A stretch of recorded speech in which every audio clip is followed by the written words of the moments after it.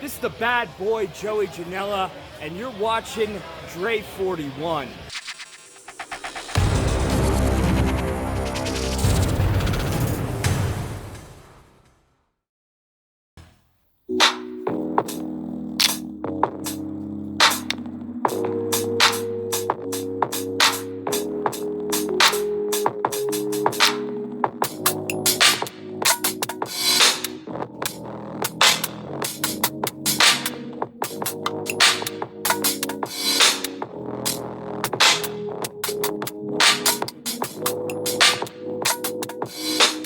Make sure to join us and subscribe at www.kemtrails.mn.co.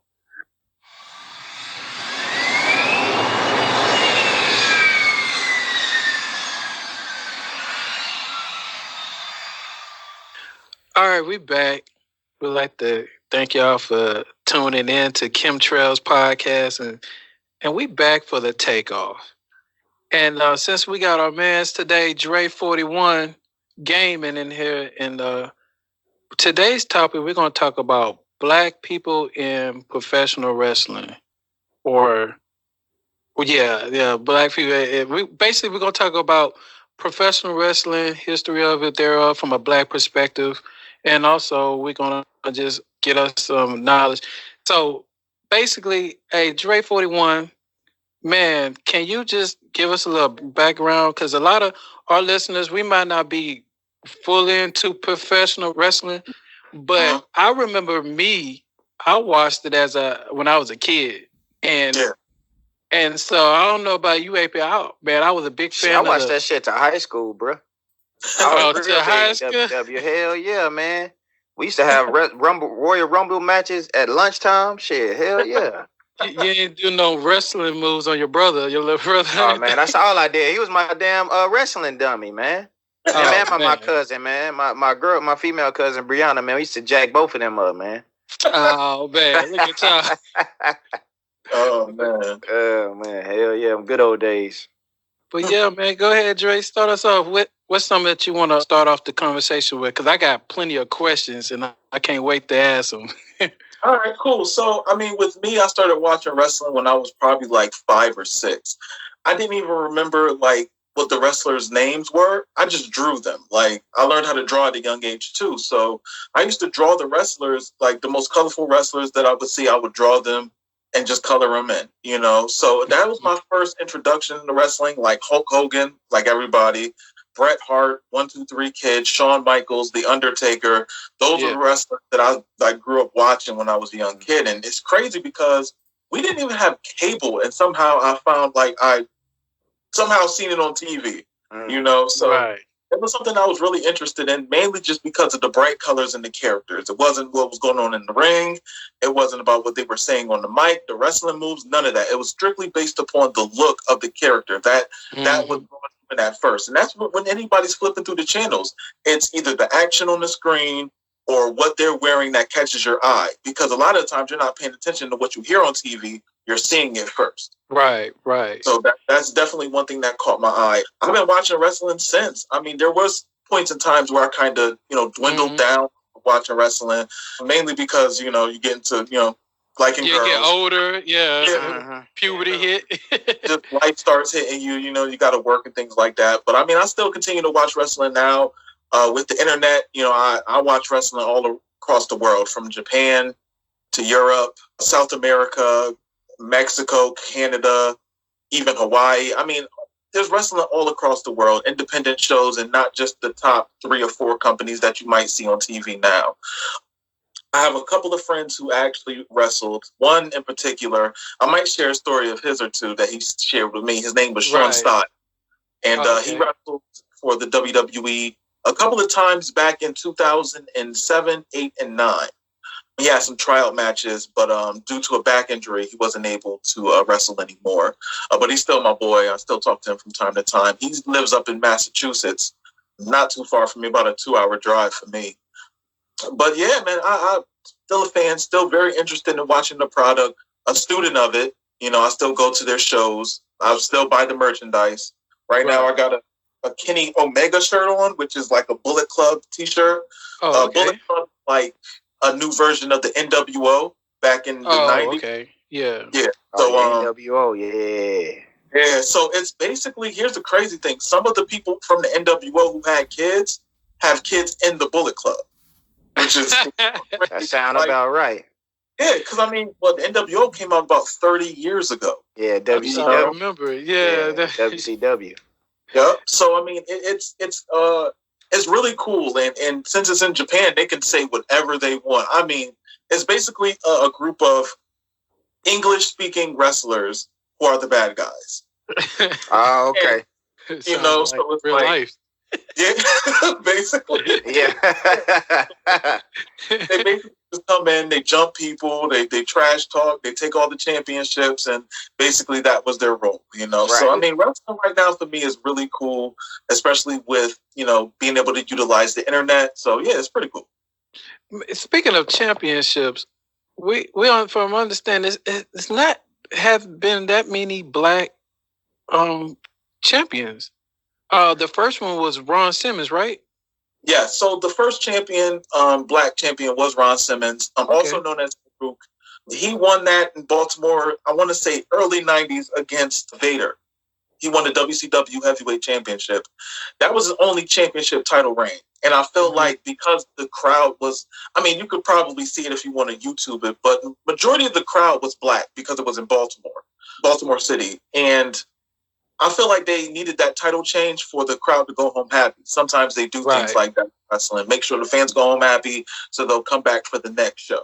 Right, and that's called future booking, you know, so that's something that they do as well. But yeah, he was the first black wrestling champion. Only won it once, but nonetheless, he really broke down the wall for future black champions to really pave the way. Man, I just want to piggyback on that. I was going to bring this up earlier, but it's funny you mentioned Farouk. Because when I was growing up, man, the Nation of Domination was the shit, man. Nation of Domination, Farouk, The Rock, D'Lo Brown, all them cats, man. And I think they made The Rock defect from them because I think they was getting too powerful, and I think they was seeing they was starting to bring too many black people together, man. Because if you think about it, it was like all black, and them motherfuckers was running shit. You know what I'm saying? Mm-hmm. It's like, man, I don't know about this. And then they was doing a black power fist and stuff too in the middle of the ring. And it was like, and then they had all that African gear on and stuff too. And it was like, no, hey man, The Rock, you got to break this shit up, bro. And then that's when The Rock started beefing with Farouk. But I'm telling you, man, the Nation of Domination motherfuckers was running shit, man. No, it was basically like the black NWO. Yeah, it definitely was. Now, let me ask you a question with this. What do you consider The Rock? Man, so, I mean, basically, like me and Mochi say Samoans is black. But, I mean, if you ask a Samoan, they probably say they Samoan. So... But I mean, his father's black. Yeah, his father's black, but he don't say I've never heard The Rock say he's black. Yeah. I've never heard that. I've heard him say he's Samoan. You know, but like that's just basically saying like if The Rock was mixed with black and white, and then he always say like, yeah, I mean, I'm white, you know, but he ain't never claimed that black side. I mean, I know he said he got a lot of respect for his dad, but I've never heard The Rock say he's black. I've always heard him say Samoan. Even in his movies, like. Sometimes you really don't never know what race he is in his movies. Yeah, all his wives are white. All of them. I saw that. I noticed that too. Yep. Like none of his movies he has like a black wife. None. Well, I mean, in real life, his wife is white too. So. Yeah, that is true. Well, but Spanish. His first wife is Spanish, which you know, that's true. But it's like. Damn, like you don't even represent the other half of your family. Like you don't never talk about none of your other family members that are like on your father's side, which is really weird to me. Yeah. But I guess with the Samoan family being so big, I guess it took over more of how he grew up as a kid. But it was just always something on my mind. Like, especially with him winning a championship, it was like, do I consider him a black champion when he really doesn't say, hey, you know, I'm one of the list of black champions in professional wrestling? Tiger Woods. Yeah, Tiger Woods. I'm just saying it's the same thing, bro. Tiger Woods. He talking about the Tiger Woods effect. Yeah, I'm just saying, man, because he never said he was black either. He said he Polynesian or whatever. Yeah, that's crazy to me, man. It's like how you can't like that's first off, your father there with you on the on the golf course, and you just not even just don't acknowledge him at all. Like he brought you he helped bring you into this world, but. Don't acknowledge the other half of your family. But, you know, I don't want to ramble off on Tiger. But So yeah, with The Rock, it just like I don't know. Like to me, it's like with The Rock, it's like dog. Like I never heard you say like. I mean, you was with the Nation of Domination, but are you black though? Like, you know what I'm saying? Like, I don't know. It's crazy to me. But that's just one of the questions that I have. I wanted to get your guys' opinion on like what do you consider The Rock? Nah. And if y'all ever go out there, those some real down to earth people. I felt right at home in Hawaii, but I got a story for days out there. But anyway, Dre41, I know you a big wrestling fan. You do a lot of research. Your YouTube channel is based upon that. You got about 5,000 subscribers. Congratulations. Yeah, thank you, man. Yeah, we trying to get where you at, man. Hell yeah. Yeah, I mean, it started off with only 300 about 2016. One of my friends actually was like, yo, Dre, like, you should really try to, get your YouTube channel going, like, really be serious about it. Because there's not many, guys that are black that have a wrestling channel on YouTube or, like, do, game content from a black guy's perspective. You know what I'm saying? Just like, let me give it a shot and see where it goes. And, even on Twitter, like, I had 100 followers, and that grew to 5. You know what I'm saying? So it was just having the drive and the dedication to really build my brand and really, have something to say in regards to pro wrestling and how I view it and how I, where I see it going or my opinions of it or specific wrestlers in it. So yeah, I mean, it's really cool being able to have a voice that people want to hear, my opinion. I mean, millions of people have an opinion about things, but when you're able to get people's attention enough to subscribe and really invest in time to listen to you, that's really a cool thing. Yep. Yeah.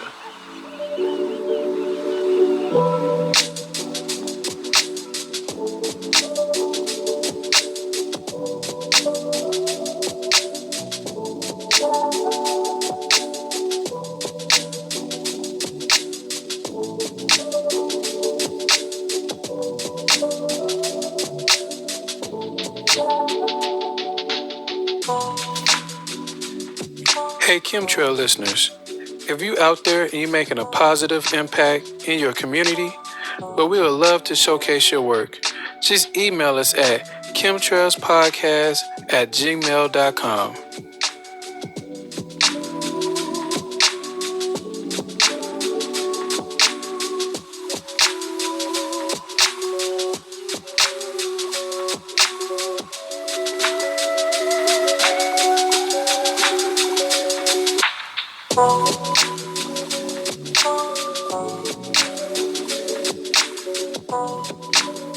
One question I wanted to ask you, we were just talking about, first like Ron Simmons, first black champions, but for our listeners, we wanted to know how does one become champion in a wrestling? Because we know it's choreographed.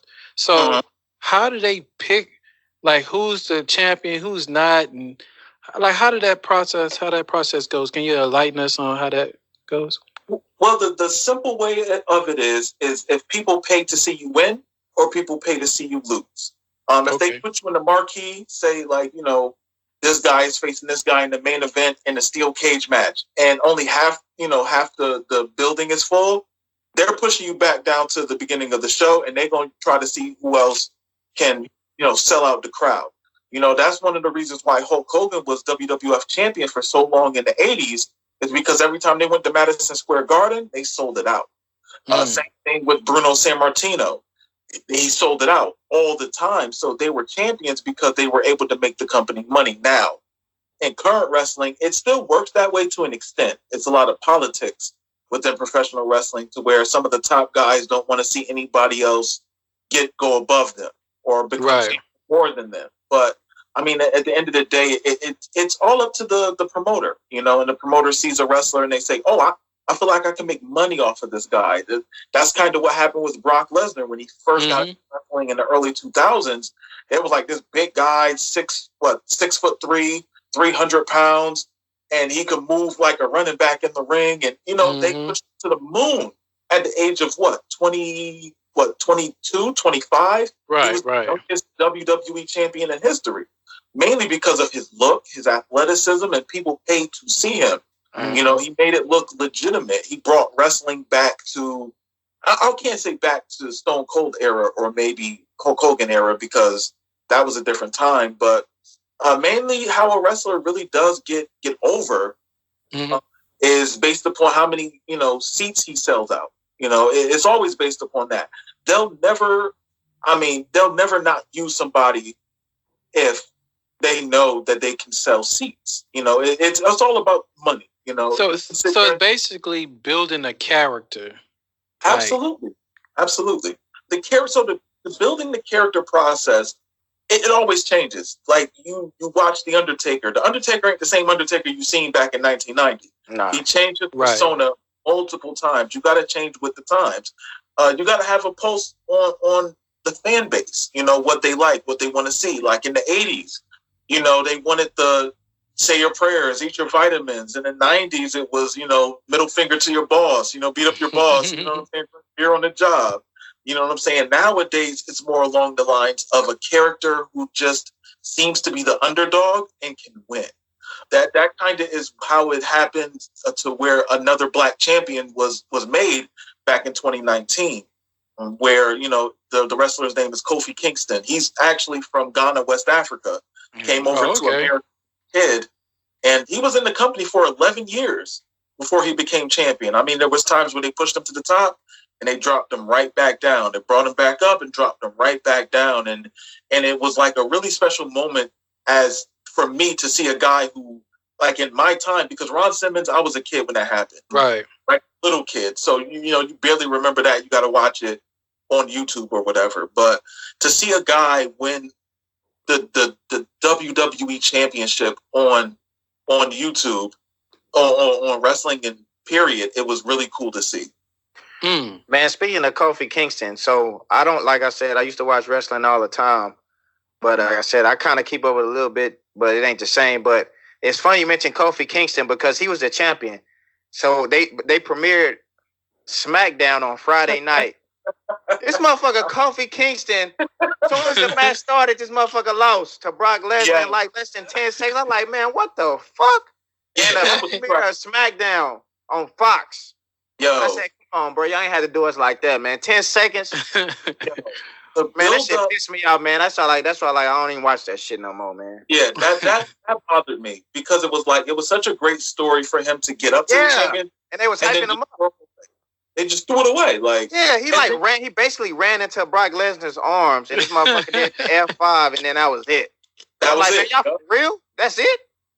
I mean, honestly, I felt like he was going to lose anyway, but damn, at least let him put up a fight. Exactly, man. That's my point. Let him put up a fight, man. Don't go out like no little punk. You know what I'm saying? Yo, they did him dirty. They did. Yeah, they did. And all they could do was just take it. Yeah, and he never got a rematch. Never got a rematch. No, they ain't gonna give him no rematch. He went back to the bottom, like you said. Yeah, I mean that's basically how it happened. And now this time, WrestleMania is 3 months away. He's a tag team champion now. So now he's not even a singles wrestler anymore. They put him back in a tag team. Like, no, you go back down here. You had your fun in the sun. Now you go back down here. You chill. So yeah, it was shady with that. I didn't like that at all. I felt like he should have been champion for a full year. And if he would have lost to that WrestleMania, cool, no problem. He had a full year as champion, great. But I mean, that's how the company goes. I mean, it's ran by people of a certain skin tone. So, it is what it is. Hey, Mo, Chris, I actually do have a question I want to ask. I know you probably got some too, but I want to ask my man Dre real quick. I don't know if I think it was WrestleMania. I don't know which number. I can't really keep up with it. But it was Brock Lesnar versus Bill Goldberg. Oh, WrestleMania 21. That was New York City. Oh, WrestleMania 20. WrestleMania 20. That was the most disappointing fucking main event match I've ever seen. And I heard it's a rumor. Before you say anything, I heard it was a rumor that Bill Goldberg hurt his shoulder or something, and that's why that went down the way it did. So on my end, what I've heard was it was both of their last night. And honestly, they were just like, we're not going to hurt ourselves trying to do this main event. Like, Brock Lesnar wanted to quit. He was tired of the travel. So he wanted to stay more in the United States, do football, which, cool. It is what it is. Goldberg only had a 1-year contract, and that was it. He didn't like the style of WWE. He didn't like how they treated women there, with the bra and panty matches and things like that. So it was just like, I'm straight. Like, I did my year. I'm doing this one match, and I'm out. So it doesn't really matter how I do, because this is my last day anyway. Like, imagine if your last day on the job, like, you're not going to go all out. Hell yeah, it's like, fuck. Yeah. Money. I'm out. Like, I'm good. I got paid. You gave me my million. It makes million. sense now. It makes sense. Yeah. Because I was like, man, what the hell? This shit, it's like 10 seconds again. No, you know what? Here's the crazy thing. They actually had a rematch a couple of years ago, and it was way better. Like, they really performed, but the match was only about 5 minutes. Okay. So yeah. I mean, with Brock Lesnar and Goldberg is super old now. So it's you got to do your best you can with what you can do with him. Right. You try to put him in a 20-minute match, he's going to die in that ring. Yeah. Yeah. And Brock Lesnar ain't going all out like he used to back when he was in his 20s. So, Ladies and gentlemen, the captain has now turned off the fasten seatbelt sign, and you may now move around the cabin. However, we always recommend to keep your seatbelt fastened while you're seated. In a few moments, we will be passing around the cabin to offer you hot or cold beverages, as well as breakfast, dinner, supper, a light meal, and or a snack. Alcoholic drinks such as champagne, wine, and a full liquor list are also available at a nominal charge with our compliments. Also, we will be showing you our video presentation. Now sit back, relax, and enjoy the flight.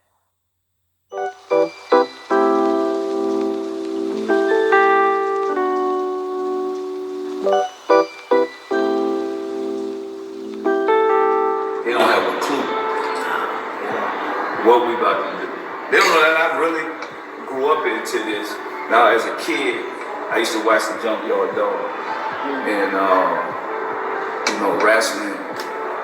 And we had to survive the fight where we come from, but to bring all pro wrestlers together and do something different that never been done, this is about to be a game changer. And giving people opportunity, creating stars that never had an opportunity, that these guys should have been on the big stage. And we're gonna take some of the most powerful wrestlers in the game right now to another level and put on the show. Worldwide. Brain. This man a brain, bro. Let me tell y'all something. He ain't got his respect, but he a genius when it comes down to this. But what you was able to do with what you had, and now us together, they in trouble.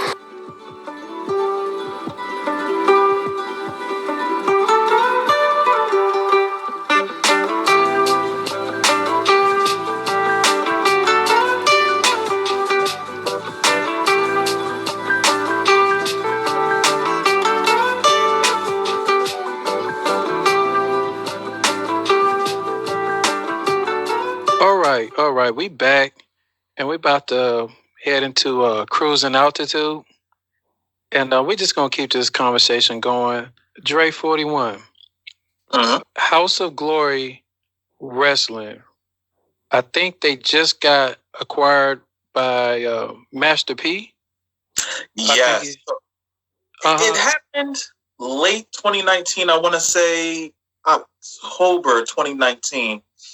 I was surprised, honestly, because it was like Master P came out with his own sneaker again with his son.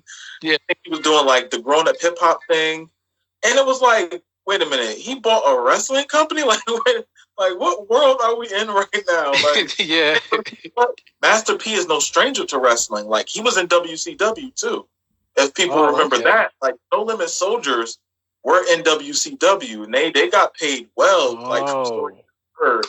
So, I mean, he knows the value of professional wrestling and fans and, merchandise and everything like that. So for him to get into it, I mean, it was a long time coming.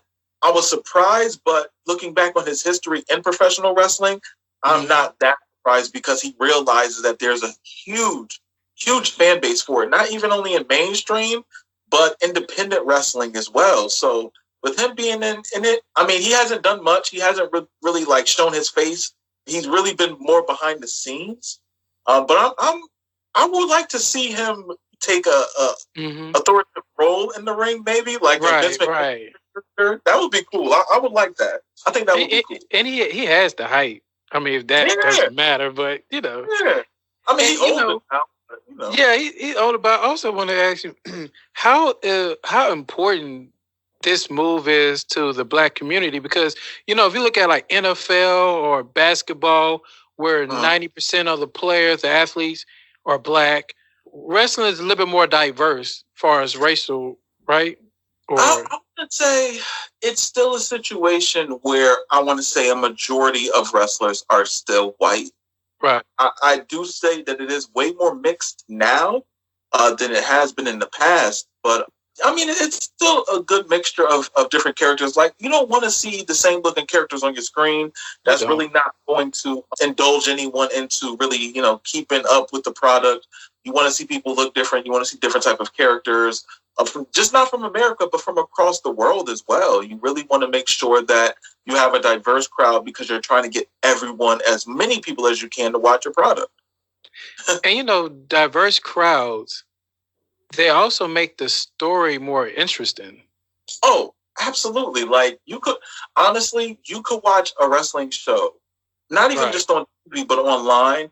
And if the fans are going crazy, that gets you invested into whatever is going on in the ring. I mean, I've seen matches where the fans were chanting the whole time and it was so live. And that fuels the wrestlers to really keep going. It gives them that adrenaline rush. I've seen interviews where wrestlers said that before, even with a friend of mine who used to wrestle. He told me about that before. It's like when the fans are behind what you're doing, it really makes you go that extra mile, that extra distance. When you're in pain, you're winded, you get that second wind and you're ready to like do anything and everything you can to entertain those fans. Right. And I bet you that's, how can I say, the glory of it. The thrill of it, what makes them keep doing. Because it's a lot of they lose their marriage behind wrestling. It's a lot of times, like who was that killed himself? Chris Benoit. Yeah. So okay, here's the crazy thing, because I talked to a lot of people about this, and I feel like he did it. Number one, I do feel like he did kill his family. Other people would like to say it was a conspiracy and all this other. First off, no wrestler that I've ever seen has enemies to where they're going to conspire to kill his family and him and make it seem like he did it. No. Right. What they said was he had the brain of an 80-year-old man with Alzheimer's. Yeah. And it's all that pounding, hitting the mat. And my thing is it's like, how are you able to function on a day-to-day basis with that type of condition? You know what I'm saying? I don't feel like that might be true. I feel like he had some demons, maybe some mental issues, where it was, and then one of his best friends died a couple of months before him. Yeah. So I feel like in the world of professional wrestling, it's really different. Like, it's not a 9-to-5 job. You know what I'm saying? You're on the road 300 plus days a year. You don't see your family. A lot of things happen. You find other people on the road. You know what I'm saying? You find people who are interested in the same things you are, and your wife or husband are not there. And it's like, okay, well, let me chill with this person. They cool. And then just chilling turns into something else, which turns into something else, So it happens a lot. Like, it really does happen a lot. And yeah, like relationships, from what I see, if I was to ever become a professional wrestler, honestly, I would have to bring my significant other with me everywhere I go. Like, you got to come with me. Now I see why Macho Man was so crazy with Miss Elizabeth, because it was just like, yo, I got to make sure my wife ain't messing with nobody else. So yeah, like relationships in wrestling, and then a lot of times even on TV, they bring that up, and it's like, all right, man, y'all got to relax, because y'all doing some crazy stuff on TV. Like, I'll be damned if my wife is kissing another dude on TV in front of me, even though we acting cool. Okay, great, we getting paid, but y'all got to relax. Don't be using no tongue. Keep it simple. Don't go too crazy. Remember, we acting here. Like, this is a job. This ain't real life. You gotta chill. Man, speaking of relationships, man, I came in at the right part, man. Excuse my absence. I remember when Mark Merrill was married to Sable. Oh, bruh, Sable, man, she was like the baddest thing. And then all of a sudden, Brock Lesnar got it. Now I'm like, what the hell happened? that's the crazy thing with me. It was like, what you gonna do? Fight Brock? Yeah, you're right. I'd be like, man, you can have it, bruh. You gotta take that L. Yeah, you gotta live with that one. You know what I'm saying? Like, but I mean, that happens. Like, even like just with relationships alone, like it's a lot of situations where if both of you are working in the same company. And then let's say you get hurt, you got to go home. She's still on the road. Yeah. So dudes who was trying to holler, now they got free reign. They on it. You at home, like you ain't on the road. You know, so it's like she got grabbed up. Well, I mean, I guess they was on the rock way. And what you going? A dude who's 6'4", 300 pounds take your girl? And what you going? Let's fight? No, you gonna lose. That's your loss to take. You got to hold that one. But suppose I heard that Mark Merrow was like abusing her or something. I see, but you know what? That's all a woman. Not to get into a whole different situation. Right. Not true or not, but I feel like that's the go-to. Yeah. That's always the go-to reason. It's like you don't never know. Right. Nobody's perfect at the same time, but you never know. So same with Stone Cold and what was his wife, Deborah. Yeah, it was the same issue with them too. Yeah. It seems to be the same type of issues, you know. But I don't know about that one. That one is crazy because it was like, honestly, I can't. Me personally, if I was a wrestler and there was a woman in wrestling, you have to think like she messed with other wrestlers. Like, you're not the first guy. I would feel kind of funny, like, yo, I'm about to mess with somebody that this dude messed with, and this dude messed with. Like, because I think she was with Jeff Jarrett before, right? Jeff Jarrett, she used to escort him out to the ring or whatever. Got around like that? Yeah. But, well, I mean, it was wrestling, you know. Yeah, wrestling, yeah. Yeah, like, I mean, they do what they want. I mean, you know, that's their thing. You know what I'm saying? But from the outside looking in, I would honestly try to keep the greatest type of relationship I could. I would not leave their side. If I get hurt, we both off the road. Like, we both injured. Let's go home. Well, and it's funny you mention that because Booker T had his wife and she was a ride or die. You know, Booker T ain't mess around, and he, you know, like I'm saying, like whenever he was gone, she was gone. You know, she wasn't wrestling when he wasn't gone. So it's funny you mention that. Like, but they were black, so you know. Yeah, and Booker T is one of the black champions as well. He actually a 6-time world champion. He won 5 of them in WCW, 1 of them in WWE. So, I mean, he's one of the great names. And not even only that, like, he was a tag team with Harlem Heat. Oh, yeah. You know? WCW. Yep. So they did they thing, too. Like, he's one of the great black champions. Even Mark Henry. Right. You know, Mark Henry, who was on...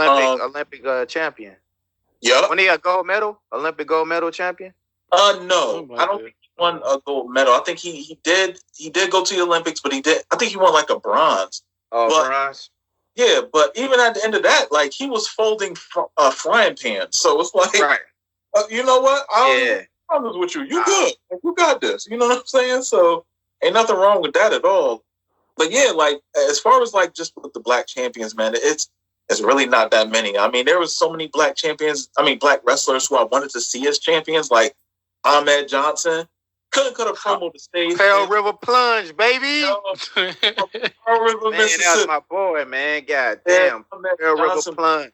Man. Yo, he used to fight off with the Nation of Domination all the time. He stayed getting his boot smoked with them. He will always lose. But it's funny you see that, though. They had a black man fighting against the Nation of Domination versus anybody else. It had to be Ahmed Johnson, one of the big, strong black man, you know, going against Farouk. You know what I'm saying? He's basically like Killmonger, Moultrie. Oh, I got it. Ahmed Johnson was Killmonger. Yeah, okay. Yeah. I mean, it's crazy when you think about it, and it's just like you see all these black wrestlers come through, and it's like they don't, like, these companies really don't invest in them. They kind of just say, oh, they're big guys and they're strong and all this, but it's like when you have a guy like these black wrestlers who come in, like Ahmed Johnson, who could probably legitimately, at his time back in the 90s, can legitimately beat up half the roster, but he's not a world champion. Right. You know what I'm saying? It kind of makes you like, okay, like this is a bit weird now. Like, This guy, 300 pounds. He can move around. He's fast, strong, but he can't win a championship. Like, are you serious? Like, he won the Intercontinental title, but where's his world title at? You know, and then they did this angle where this guy, Goldust, kissed him on the lips and all this other stuff. It was like, that game. all right. Like, you know, and then they did the same thing with Booker T when he got beat up in a grocery store, like, you know, got milk on him and all this other stuff. Like, yeah, they did him dirty, you know, at certain times. But, you know, this is what they do. Yeah, speaking of Booker T and Ahmed Johnson and all them, I want to keep the energy going. I don't know if you know this, Mo, Chris, but Booker T actually from H-Town. Yeah. I knew him and Stevie Ray. Yeah. Matter of fact, my best friend Omar, he did a movie with Stevie Ray. Oh, okay. Yeah. But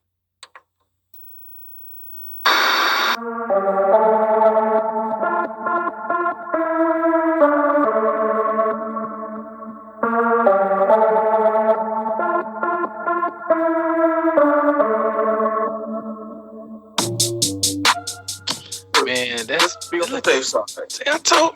Hey, AP, I told you, man. This dude, right? I told you it was the truth, man. I was interviewing a guy in Japan, and literally it just recorded the video and no audio. So now I'm backing up everything just to be on the safe side. Yeah. Look, bitch. They probably ain't want you to have that. That's why they did it like that. Now, I don't know. These programs are funny, man, and that's why I think it's more to it than that, bro. You know what I'm saying? Every time me and Mojo be trying to talk about some real shit, my internet connection start acting funny, and then my video started lagging, and all kind of shit, man. I tell you, we woke here, man. I hear that. We got our 10-coil Kofi hats on. Here we got our 10-foil hats on over here, Dre. So I'm warning you. I hear you. Let's get down, man.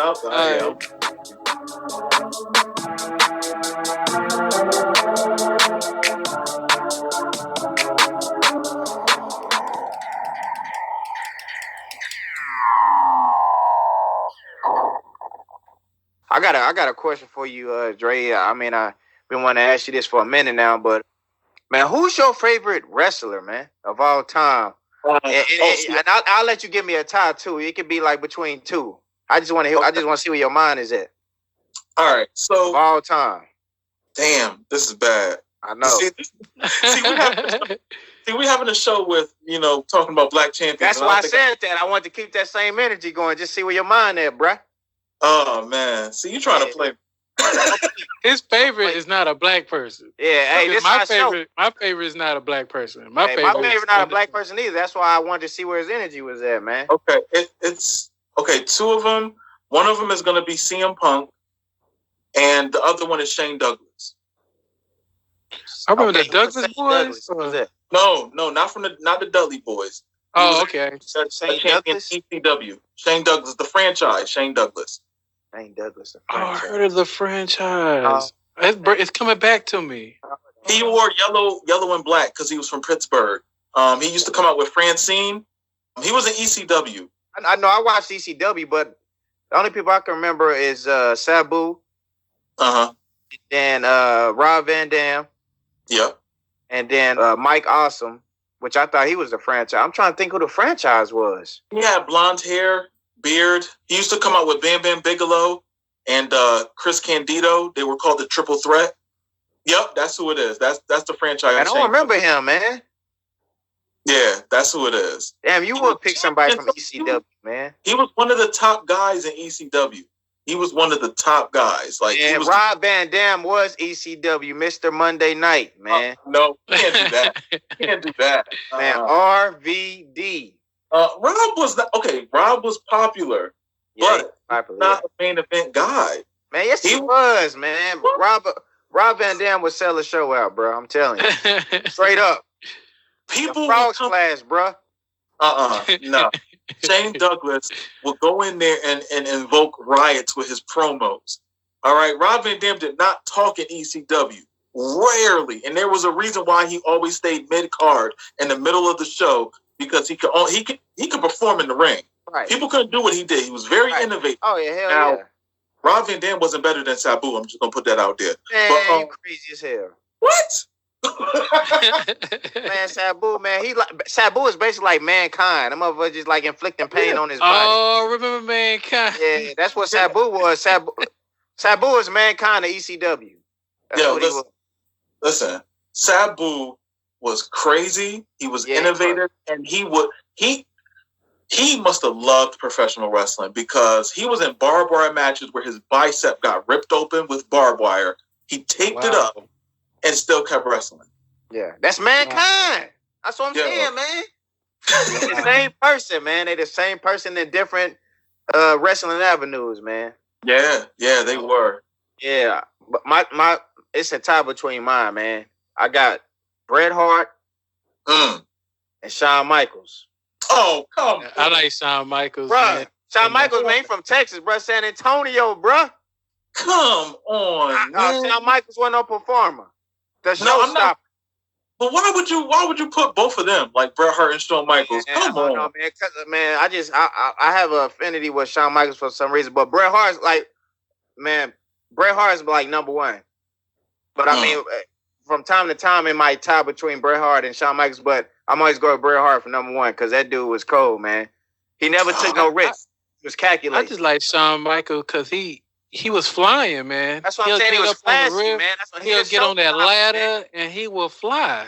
And I used to like that. He'll jump. He like real small, but he flexible and he'll whoop your ass, man.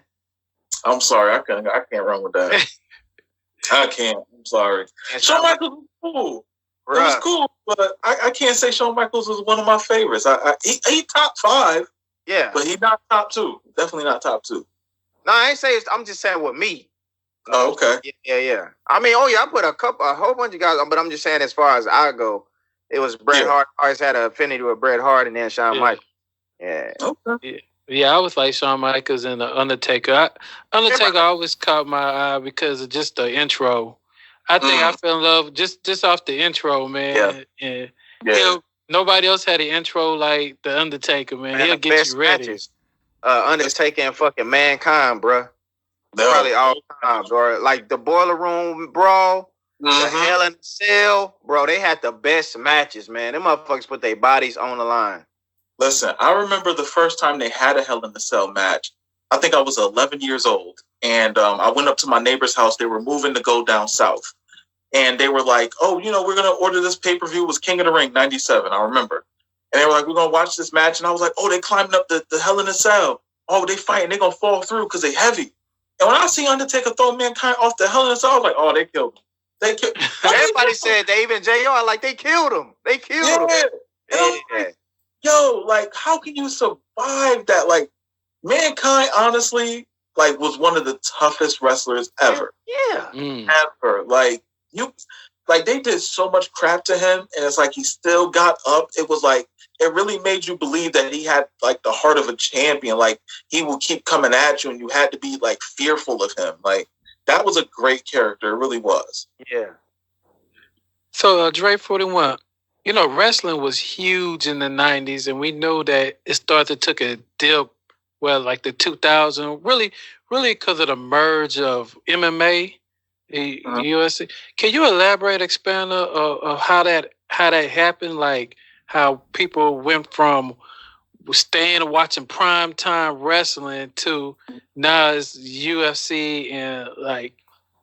Okay, so I mean, MMA in general is more or less nowadays, more now than ever, is wrestling, but on a pure form. Mid to late 90s, professional wrestling was prime time. I mean, you have over 9 million people watching WCW Nitro and WWE Monday Night Raw. 9 million people. Now, 9 million people just didn't disappear off the earth. You know what I'm saying? In the past 30 years, they gravitated towards something that didn't insult their intelligence. And that's the issue with how wrestling was back in the 90s. But back in the 90s, while wrestling was at the top of their game, MMA was trying to build up a fan base.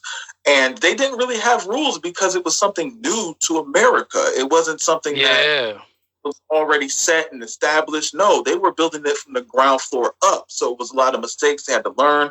They had to process, issues that they had with different states, different rules, regulations, things of that nature. Then towards the later half of the 90s, early 2000s, Zuffa purchased UFC, and then you had him get a rules, get the weight classes, get the champions, everything like that. And people started, just like in wrestling, people started gravitating towards the characters of these MMA fighters. Quentin Rampage Jackson, Chuck Liddell, Randy Couture, all of these fighters who, they showed videos of them in their real life interviews, things like that, and you gravitated towards them. Anybody who doesn't know who Quentin Rampage Jackson is, come on. Like, he a character. He howls like a wolf, like when he wins or before a fight. You know what I'm saying? Like, they understood the value of pro wrestling as building characters. Right now, Dana White is not going to book somebody as in a main event title fight who fans don't care about. It's never going to happen.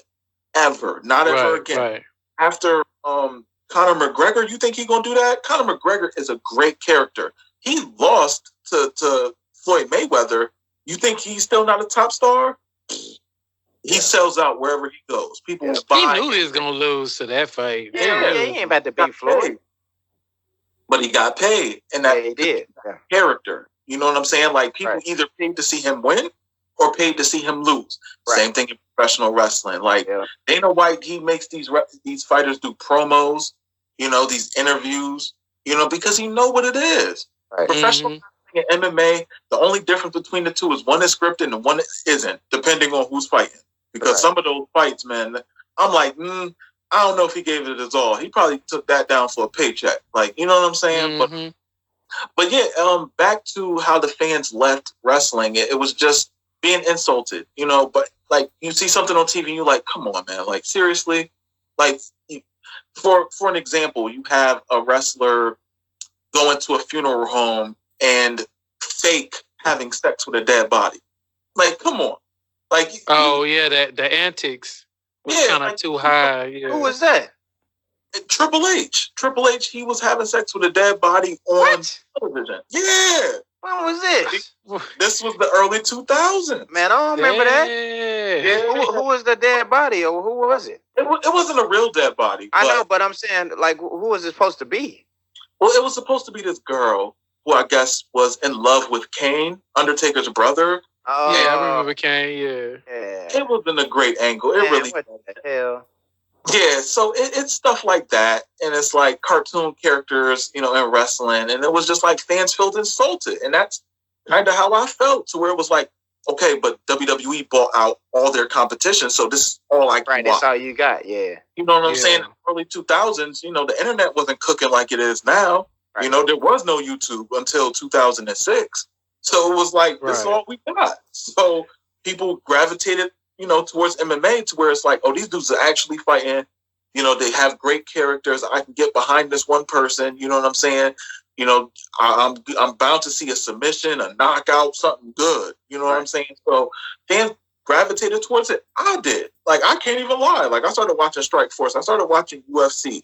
I started, going back and watching Pride Fighting back in Japan, or Pancreas in Japan as well. And it's like, you see all these fighters where they came from, and like, just the emotion of it all, and it's real.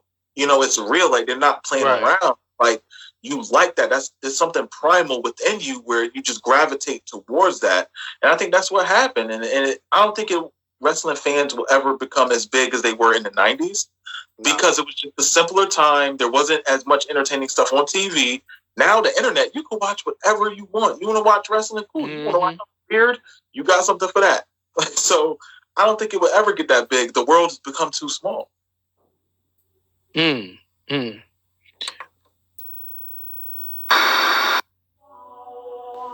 Dre, I live in Lincoln, Nebraska, and I was at the Omaha airport. I was going home to Fort Worth for training, and I was in a bathroom, and I said, man, this dude look familiar. Motherfucker was Kurt Angle, man. Motherfucker had a WrestleMania jacket on. Yeah, I didn't say anything to him because, them guys probably get tired of getting approached, but it was him. He was washing his hands, and I just got through using the restroom. I was about to wash my hands, and he walked right by me. He had the WrestleMania, like, some kind of members-only jacket. And I'm like, man, that's fucking Kurt Angle just walked by me. And that motherfucker same height as me, man. That dude's short as hell. Yo, they all short. I know. I'm like, damn, man. I'm thinking your ass a giant and shit. You fucking boys up. You the same fucking height as me, man. Look like a regular cat, man. Yo, TV makes you look bigger than what you are, man. Yeah, like that's I crazy. remember, I was late '90s. Bob Backlund actually was trying to get a position of I think mayor Yeah. in Connecticut, and I was like, Bob Backlund is out of his mind. Yeah. He has been crazy since the '80s. Hell yeah. Nobody's gonna vote for you. Like what? What was his move? The some chicken wing? The what? The cross-faced chicken wing. Yeah, cross-faced chicken wing. Hell yeah. Bob Backlund with his crazy ass. Yo, he was bugged up. Man, no, the dude I was scared of the most was Papa Shango. Oh yeah, Bruh. yeah. But then I remember when he came out, when Ultimate Warrior was in the ring, and then he came out with that fucking skull, and that motherfucker started throwing up and shit. I said, oh man, I ain't fucking with his ass. This motherfucker made Ultimate Warrior throw up? Hell no. Ultimate Warrior was the shit. No, I'm sorry, I can't agree with you. Ultimate Warrior, I did not like him. Man, come on, bruh. Yo, all he did was like 3 clotheslines, Exactly. and that That's was how he it. needs to do, man. It's right here, man. Come on. Take you close. No, you can't do that. Come on here, man. Came in the ring running. Come on, he got momentum. He was trash. Ultimate Warrior was Hey, he was trash. I ain't even gonna lie, that dude was man. trash, but man, he got you pumped. Yo, he was a top guy for like 2 years, and that was it. And then he disappeared. Like, Yeah. Oh shit, Papa Shango was Baron Samedi. Yeah. yeah. Oh. Spells fast, bro. He was making people throw up and like passing out and stuff. Oh, Yeah, that he was Baron part of the Samedi. Nation of Domination. Papa Shango was? Yeah, he was kind of. He was? That's Papa Shango? Yeah, the Godfather, Papa Shango. Yeah. I didn't know that's Papa Shango. Yeah. Oh, I found out a long time ago that the dentist was Kane. Remember the dentist? That's Kane. His name was Isaac Yankum. Yeah, Isaac Yeah. Yankum. That was Kane. Yeah. Man. Yo, before they get to the WWF, man, they have such a long career before they make it to the big stage, and that's what I'm always interested in, and that's why I go to like independent wrestling, so you get to see them before they really get big, and you become a fan of them. Oh snap. Yeah. Man. You gonna have to get you a TV deal or something with WF, man. They gonna have to pay you, man. Yo, I'm telling you, man, like it's cool though, like just enjoying just wrestling, man, and really watching it, becoming a fan of it. Like I watch Japanese wrestling. I don't know what they saying, but I know they just hit each other like they hate each other. So it's definitely really interesting to watch, man. And I mean, y'all guys should watch it, man, even on YouTube. Like I would tell you guys, Chris, I'll send you something. I'm gonna send you a video to watch how serious they take wrestling in Japan, and you'll see it. It's gonna be a quick video, and I'll send it to you. You'll see what it is. Oh yeah. Cause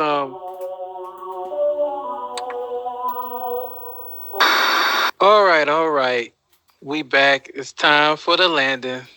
So first of all, I'd like to thank Dre41 for coming, blessing on this show. Yes, sir. Please do not let this be your last time. We want you to come back. I'm bringing you back. He coming back.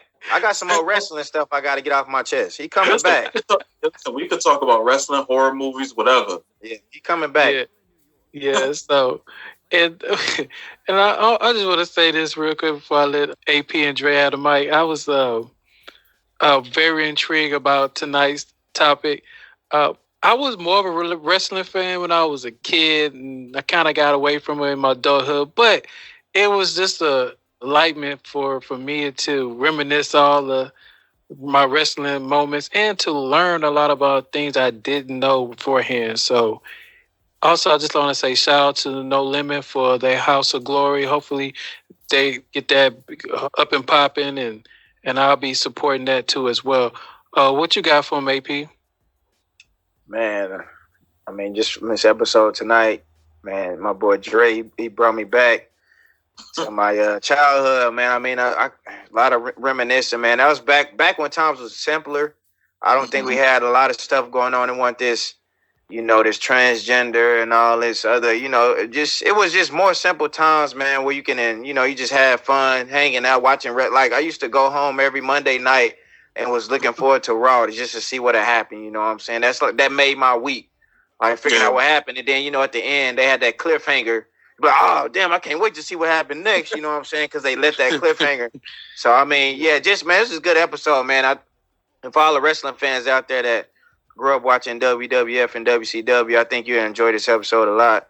And I just appreciate you, Dre, for getting on this episode with us, man, and just enlightening us on the wrestling as a whole and as a culture, man. I appreciate you, bro. No, not a problem at all. Like I definitely appreciate you guys bringing me on, man. Like this is definitely something that I wanted to do for a long period of time, because I could do videos by myself all day long, but to have, you know, a group of guys in here just talking about it, reminiscing about, you know, back when we was younger, man, that's definitely the coolest thing. Yes, sir. Yeah, man. And also our Dre, Kemtrails Dre, Trader Dre, man, I would like for you to meet him when he come back from his trip. So and I to think y'all two also will get along, man. What can we find you at? I think I said earlier, Dre41 Gaming. You want to tell them where they can find you? Yeah, so if you guys are, you know, wrestling fans, whether it's, you know, watching on TV, the internet, video games, whatever the case is, you can Google search me, Dre41. Directly, you can go to YouTube as Dre41 Gaming. Same thing on Twitter and Instagram. I'm on there. I'm always posting different things, mostly with wrestling or basketball, maybe a little bit of stuff with football. But yeah, wrestling's my thing. Oh man, that's what's up, man. And like I said again, you can follow us at Kemtrails Podcast at gmail.com. That's our email. Kemtrails Podcast at Instagram and Facebook. Y'all can also follow me on Twitter at Mo_Chris on Twitter. And that's it, man. We out, man. Yeah.